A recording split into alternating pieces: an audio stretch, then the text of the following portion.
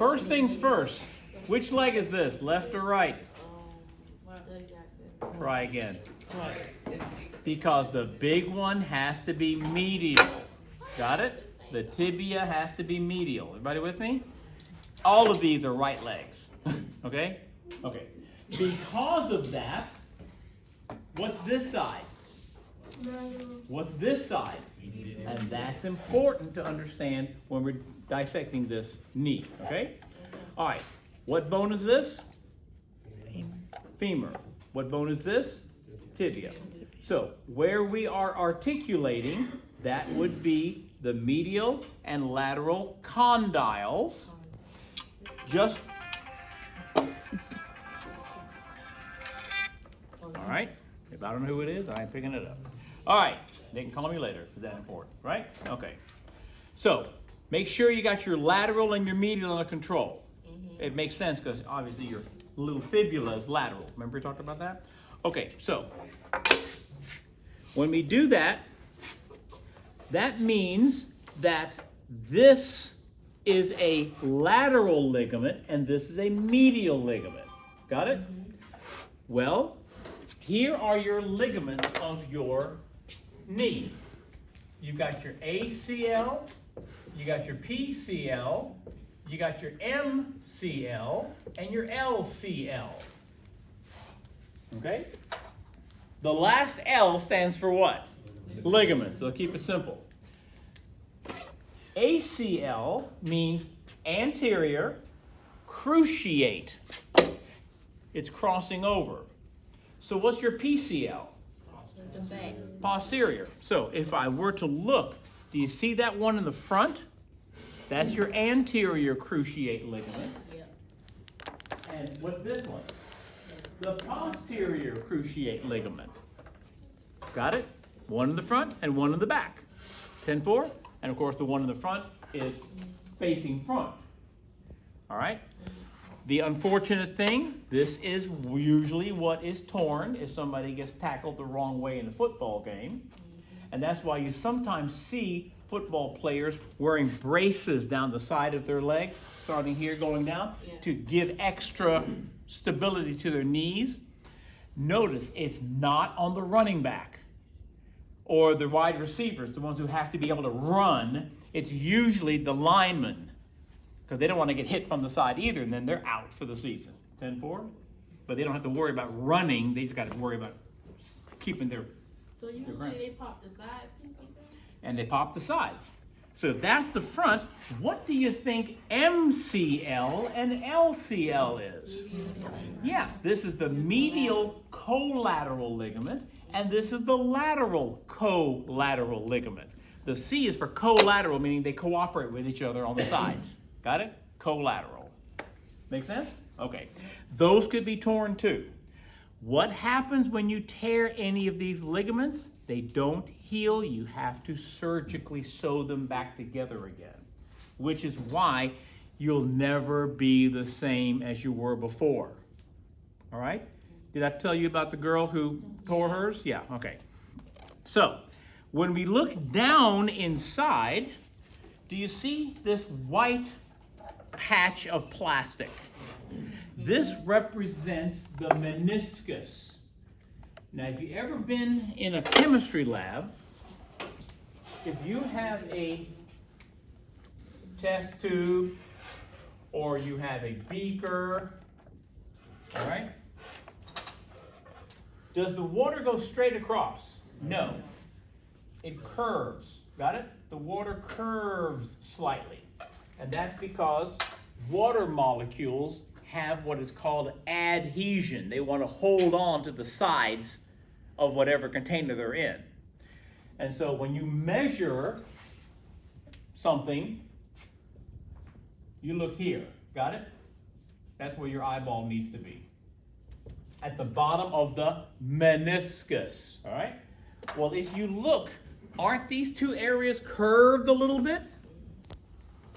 This is fibrocartilage.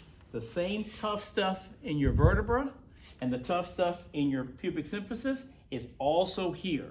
Why? Because every time you take a step, the weight of your entire body pounding down on it. Got it? And if you run, it's pounding down with twice or 3 times that force. All right? So, which meniscus is this? Lateral. Which meniscus is this? Medial. You said it's fibrous tissue. Fibrocartilage. Fibrocartilage, the toughest cartilage. Okay?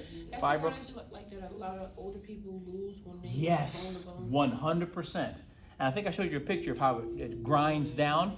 Yeah, once we grind through this stuff, now it's bone on bone, and that's why a lot of older people, they can't walk without having to get a knee replacement. Make sense?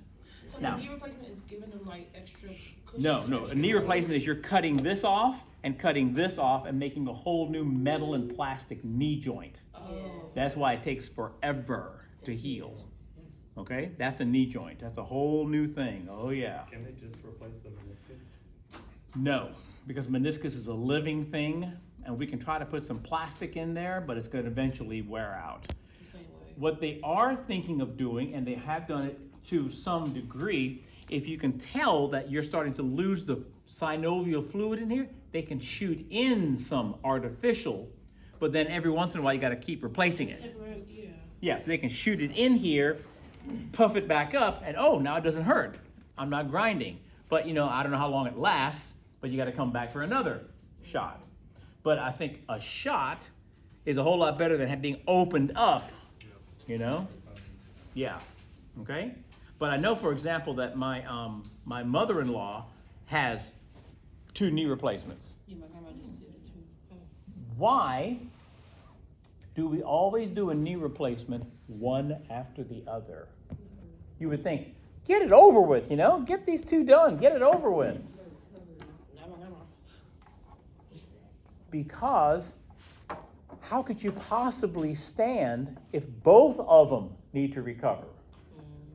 Got it? So you got this one recovering, but you got this one to be on. Got it? Does that make sense? Then once this is healed up, then you can do it there. And then you got a stable one here. If you got no stability, you're sitting in a wheelchair. What's the purpose in having The replacement. the operation done if you're going to be in a wheelchair for 6-7 months? Got it? Because it's not strong. You've got to keep the muscles working. Got it? That's the key. In fact, what is the most important thing to stabilizing your joints? It is not the shape of the condyles. It is not the ligaments on the side. The number one thing, that's a test question for your chapter test. The number one thing to stabilize any joint is the strength of the muscles around it. The muscles stabilize your joints. And here's the reason why. Can I change the shape of my condyles? No, it's fixed. Can I increase the size of my ligaments by exercising? No. You're born with the way they are. The only thing you have control over are the muscles. And that is why, even if you're a tennis player, you still have to work on your muscles for your arms and legs because you want to stabilize all your joints. Got it? Even the guy who's the kicker has to work out to stabilize his joints. Everybody has to work out to stabilize their joints. That's why baseball players have to work out. Got it? Basketball players have to work out. 10-4? And that's why you do those special kind of exercises, like, ever seen it on a football where they have to run through those pieces of string? I mean, is that what a football field looks like? Ooh, I gotta get around these strings. No, but what does it make you do? Pick your feet up and put them down. So you don't shuffle around when you're running. You wanna, because you wanna get all these joints stabilized by building up these muscles. What does it mean to football players running around? Oh, he goes like this. No, ain't no Charlie horse. He just popped his hamstring. The tendon that holds this popped. Or down here, popped. In fact, sometimes they don't do it anymore because people complained.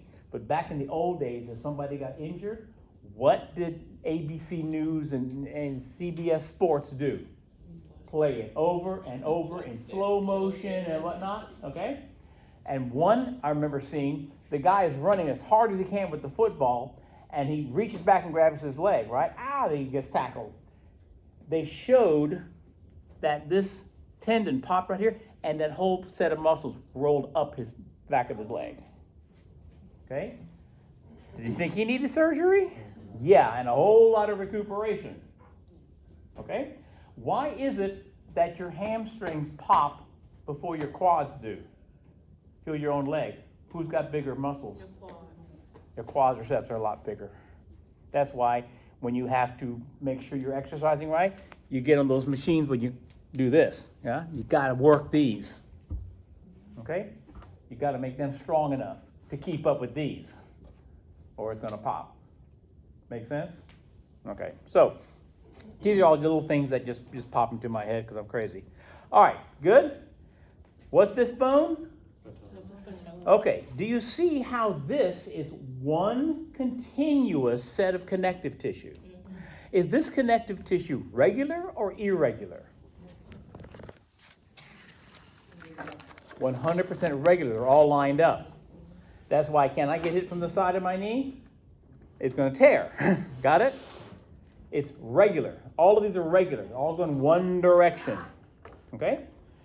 But we call this part down here a ligament because it goes from this bone to this bone. We call the part at the top a tendon because it goes from this bone up to your quadricep muscle. So what do I call this? Look at your list. Quadricep tendon. What do I call this? Patellar ligament. Okay. It's the same connective tissue, but we call it different names because of what it's attaching. Bone to bone or bone to muscle. And this is why we call the patella a sesamoid bone. Is he attached to my femur or attached to my tibia? No. He slides. He slides. Got it? That's why the front has to be so smooth. The patella stays put to always protect that gap. Okay? Does that make sense? How are we doing? Got it all? All right. Okie dokie.